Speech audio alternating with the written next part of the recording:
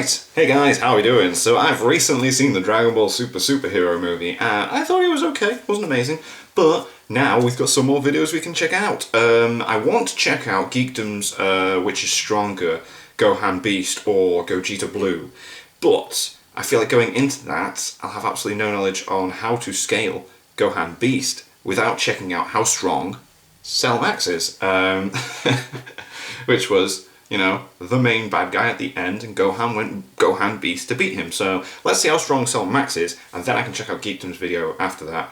And yeah, so let's firstly check out how strong is Cell Max. He's pretty freaking damn strong. In June, the latest installment of the Dragon Ball franchise. I would recommend seeing this film, but it's not amazing. Which brought in Cell Saga vibes, new transformations, and over-the-top characters. Yeah. One of them being the true antagonist and final boss, So Cell beastly. Max. The long-awaited upgrade to Cell, who has upped the scale amongst villains in the franchise thanks to his insane feats. Yeah. In this video, I'll discuss just how strong he is, and obviously Mate, when he makes that ball thing that just you can see from space, it's like, whoa. Bleach, Marvel, and other stuff down the line. Thanks. Now, before we decipher Cell Max's power, we have to take a look into how the much lesser characters scale in magnitude. Yeah. Of course, we have Vegeta threatening to destroy the Earth with his Gatling gun, Yeah. Cell charging up a solar system destroying Kamehameha, the Boos being able to wipe out galaxies and threaten the entire universe, and of course, Goku being able to shake and threaten to destroy the entire macrocosm in his Super Saiyan God state, while barely knowing how to control his form in his battle with Beerus. And according to Beerus in the Revival of Frieza arc, Goku became much more powerful than he was when he fought Beerus, meaning that even base Goku during this point could wipe out the macrocosm, which is insanely huge and more complicated than you might have thought.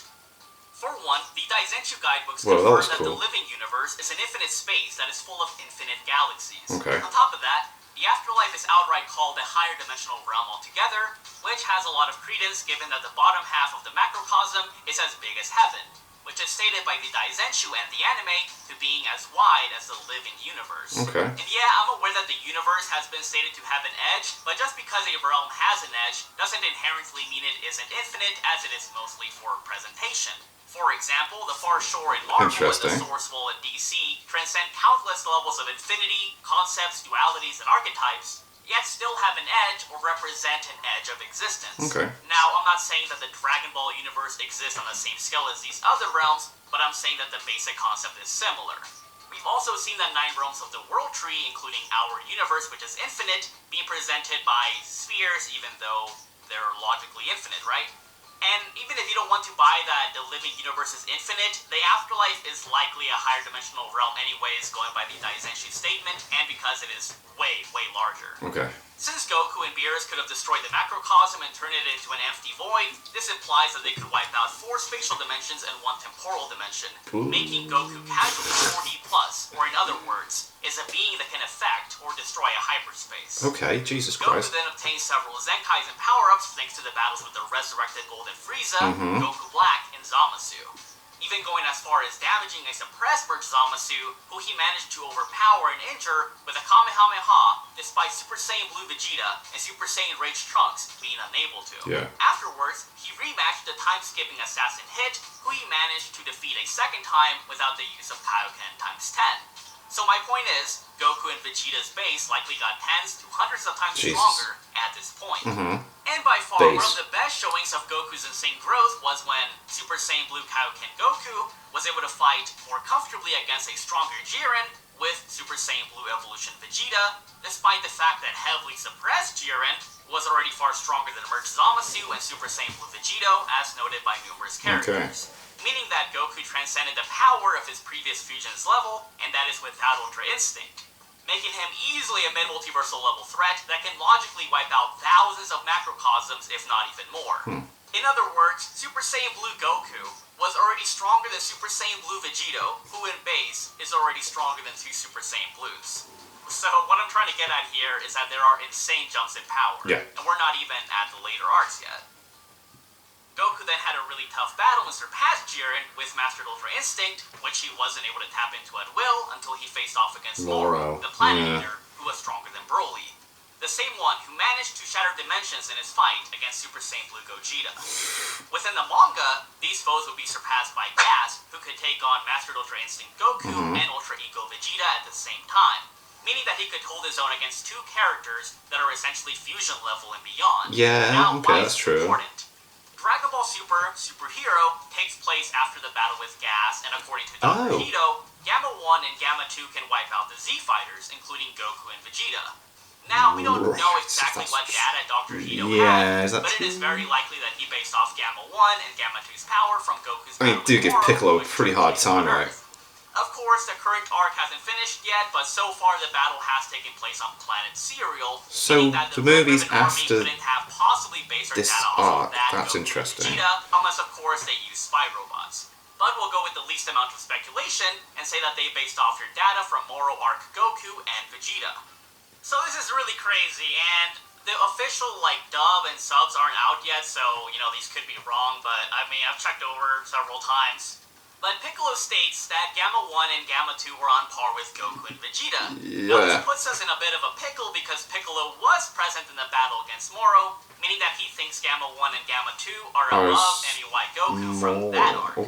However, we do have to note that he nor Gohan had seen Goku and Vegeta recently as they had been training for some time on Beerus' planet, so it is likely not referring to their current power level. But at least we can infer that Gamma 1 and Gamma 2 are on par with Mastered Ultra Instinct Goku and Ultra Ego Vegeta, which is crazy given that Orange Piccolo was able to one-tap Gamma 2 with ease, and yes, how strong Piccolo not only rivals Jesus. Goku and Vegeta's power, but outright surpasses them. It also gets really wonky when you realize that a rusty Ultimate Gohan was able to match and overpower Gamma 1, which implies that this rusty Gohan is superior to Mastered Ultra Instinct Goku and Ultra Ego Vegeta as well, or is at least on par with them. Yeah. Cell Max then emerges, albeit in an incomplete state, meaning that he was, not at full power, and fights the Gammas, Orange Piccolo, Base Gotenks, Android 18, and Krillin at the same time, yeah, it was Base Gotenks, and eventually forces Gamma 2 to sacrifice himself to wound Cell. So, if Cell Max was so strong that he could take on Gohan, Piccolo, and the Gammas at the same time, this means that Cell Max was essentially taking on 4 Master Ultra Instinct / Ultra Ego level characters at the same time, which is more impressive than what Gas or Broly have done so far. Then, after beating the hell out of Orange Piccolo, Gohan undergoes through extreme rage to the point that he unleashes Gohan Beast and effortlessly wipes Cell Max out with a special beam cannon to the face with Piccolo's help. Which is cool. And afterwards, he states that Goku or Vegeta might not have been able to take out Cell Max. Again, Gohan and Piccolo haven't seen Goku and Vegeta's fight against Gas, nor have they seen the two Saiyans recently, so one can argue that MUI Goku and UE Vegeta could still have a chance against Cell Max. Then again, the fight between Gohan and Cell could have been a lot closer had Gamma 2 not landed a critical blow, and Piccolo even thought that they could not have done it without the help from the Gammas. Plus, according to official material, Cell Max is stated as being so powerful that if he reached a complete state, not even Broly would have been able to defeat him. Although going by what we have, Cell Max should be able to defeat him pre-complete state anyways, unless they're implying that Broly cannot fight off against 3 to 4 Ultra Ego / Master Ultra Instinct level characters at the same time. Either way, Cell Max should easily be a high multiversal level threat, although I consider him a downgrade in several areas, given that he lacks regeneration, has a weak spot on his head like Aniraza, and is very animalistic. In terms of speed, he should be ridiculously, massively faster than light, given that Goku and Beerus could react to their own shockwaves that went outside of the macrocosm and reached the Kaioshin realm in mere moments. But going off the Dragon Ball Z anime filler, he can be argued as having high infinite speed, given that base Goku prior to the Buu Saga managed to travel from the Grand Kai's planet in the upper part of the afterlife to Hell, which is several universal distances away. Of course, it does depend if you want to use this feat or not, since it is not really consistent, but I thought it would, be worth mentioning.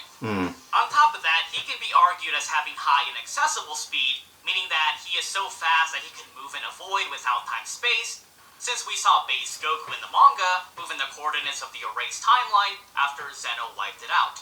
This might be a very uncommon speed term for some of you, but basically having infinite and inaccessible speed are far superior to being, say, a googolplex of times the speed of light. Right. Now, regarding the movie itself, I thought it was okay, and I'm glad that Gohan and Piccolo got a huge upgrade. It's nice that they got the limelight. I did not think that it was on the level of the latest Broly film or many of the classic ones.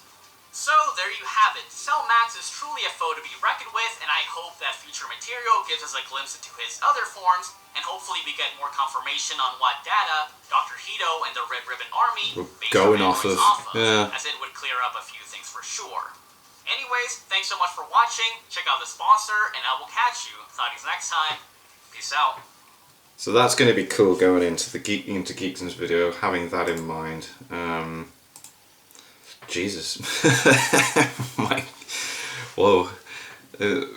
Wow. Some of that's just blown my head.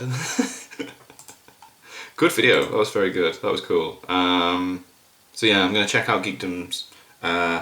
Who is stronger, Gohan Beast or Gogeta Blue? I think it's going to have to be Gohan Beast, considering what we've just gone over there. But we'll find out in that video. Until then, thank you to my patrons. If you want to have your name at the end of every video, link in the description to the Patreon page. $1 a month or less helps support the channel. It's greatly appreciated. Thank you guys very much for that. And thank you all for watching. What do you guys think of that? What do you guys think of this? Click like, subscribe, and leave comments down below. Let me know what I should watch and discuss in future videos. And I'll see you guys next time.